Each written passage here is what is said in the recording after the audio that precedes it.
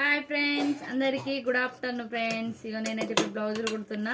అన్నం తిన్నారా అందరూ? నేనైతే అన్నం తిన్నా, మాది సొరకాయ పప్పు. మీరు కూడా అన్నం తిన్నారా? మీరేం కూర నాకైతే కామెంట్ చేయర్రి. ఇగో నేనైతే బ్లౌజులు కుడుతున్నా. మా అత్తమ్మ మా మామయ్యనైతే అరసప్పలు వేస్తారు. ఎందుకు ఇప్పుడు వేస్తారని అనుకుంటున్నారా?